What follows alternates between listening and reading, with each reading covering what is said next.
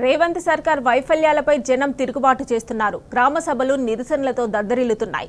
మంత్రులు రంగంలోకి దిగినా పరిస్థితి మారలేదు. జనాగ్రహం చల్లారలేదు. రేవంత్ సర్కార్ డ్యామేజీ కంట్రోల్ ప్లాన్ బెడిసికొట్టింది. కాంగ్రెస్ ఎమ్మెల్యేలు నాయకులను తరిమికొడుతున్నారు. ప్రజలు ఆగ్రహంతో సభల్లో టెంట్లు పీకేస్తున్నారు. జనం నిలదీతతో గ్రామ సభలు హోరెత్తుతున్నాయి.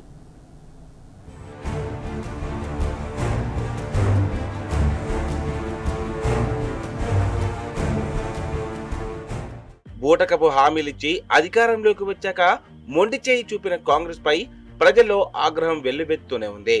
రాష్ట్ర వ్యాప్తంగా రెండో రోజు సైతం గ్రామ సభలు రణరంగంగా మారాయి.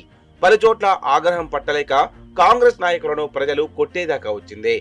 ఆయా గ్రామాల్లో ఎదురైన ప్రశ్నలకు సమాధానాలు చెప్పలేక అధికారులు ప్రజాప్రతినిధులు తలలు పట్టుకుంటున్నారు. పలు చోట్ల సర్వే సరిగా లేదని, అవకతవకలు జరిగాయని కాంగ్రెస్ నాయకులే అధికారులకు ఎదురు తిరిగారు. అన్ని అర్హతలు ఉన్నా, గతంలోనూ దరఖాస్తు చేసుకున్నా జాబితాలో పేర్లు రాలేదని, కాంగ్రెస్ కార్యకర్తలు నాయకులనే లబ్ధిదారులుగా ఎంపిక చేశారని అన్ని చోట్ల ప్రజలు ఆగ్రహం వ్యక్తం చేశారు.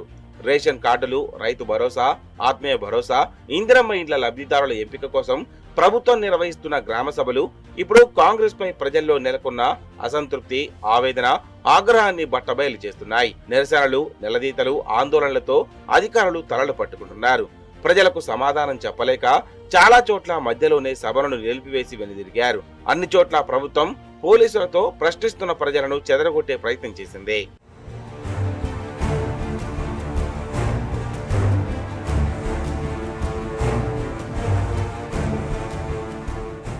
జనగామ జిల్లా కొడకండ్ల మండలం మొండ్రాయి గ్రామ సభ రసాభాసగా మారింది. రుణమాఫీ కాలేదంటూ అధికారులపై రైతులు తిరగబడ్డారు.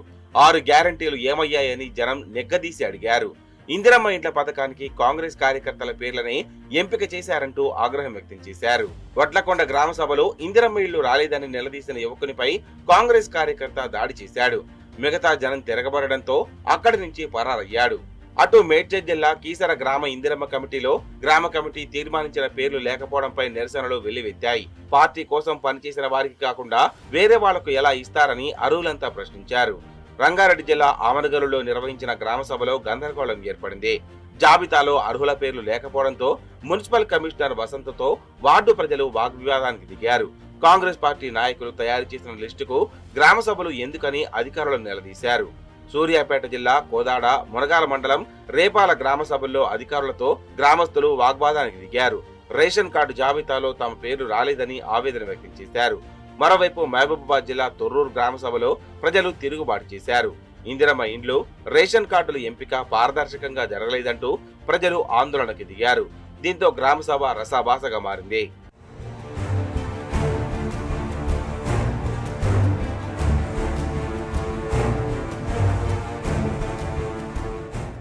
భువనగిరిలో స్థానిక ఎమ్మెల్యే అనిల్ కుమార్ రెడ్డికి తీవ్రమైన నిరసన సెగ తగిలింది. అనంతరంలో గ్రామ సభకు వచ్చిన ఎమ్మెల్యేను స్థానికులు అడ్డుకున్నారు. కాంగ్రెస్ ఏడాది పాలన 6 గ్యారంటీలపై ప్రశ్నల వర్షం కురిపించారు. దాంతో ఎమ్మెల్యే అనిల్ కుమార్ నీళ్లు నమిలారు. యాదాద్రి భువనగిరి జిల్లా నెమరగోమల గ్రామ సభ గందరగోళంగా తయారైంది. కాంగ్రెస్ 6 గ్యారంటీ అమలుపై గ్రామస్తులు అధికారులను నిలదీశారు. అనర్హులకు ఇందిరమ్మ ఇండ్లు, రేషన్ కార్డులు ఎలా ఇస్తారని అధికారులను ప్రశ్నించారు. కామారెడ్డి జిల్లా పిట్ల మండలం ధర్మారం గ్రామ సభలో గ్రామస్తులు ఏకంగా ఫైటింగ్ చేసుకున్నారు. రేషన్ కార్డు ఎంపిక లిస్టులో అనర్హుడి పేరు వచ్చిందని ఓ వ్యక్తి అభ్యంతరం చెప్పడంతో పెద్ద గొడవ జరిగింది. అదే కామారెడ్డి జిల్లాలో తుజలాపూర్ గ్రామ సభ ప్రజలకు తిరుగుబాటు వేదికైంది. ఇందిరమ్మ ఇండ్లు, రేషన్ కార్డుల ఎంపిక పారదర్శకంగా జరగలేదంటూ ప్రజలు ఆందోళనకు దిగారు. ఇక ఖమ్మం జిల్లా కొలిజర్ల మండలం సిద్దిక్ నగర్ గ్రామ సభలో ప్రజాగ్రహం పోటెత్తింది. జాబితాలో అర్హుల పేర్లు లేవంటూ గ్రామ సభ టెంట్లు పీకేసి అధికారులపై తిరగబడ్డారు జనం. అనర్హులకు పథకాలు ఇస్తున్నారని ఆందోళన చేశారు. జగిత్యాల జిల్లా కొడిమియాల మండల కేంద్రంలో 6 గ్యారంటీలు ఎక్కడని స్థానికులు అధికారులను ప్రశ్నించారు. ఇందిరమ్మ ఇండ్ల పేరిట డబ్బులు వసూలు చేశారని ఆందోళన వ్యక్తం చేశారు. ప్రభుత్వ తీరుకు నిరసనగా రహదారిపై బైఠాయించే గ్రామస్తులు నిరసన తెలిపారు.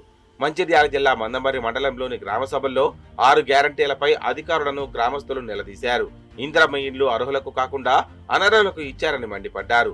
ఆదిలాబాద్ జిల్లా పిట్టలవాడ కాలనీలో ఏర్పాటు చేసిన గ్రామ సభలో అధికారులను గ్రామస్తులు నిలదీశారు. గతంలో ఇచ్చిన దరఖాస్తులు ఏమయ్యాయంటూ అధికారులను ప్రశ్నించారు.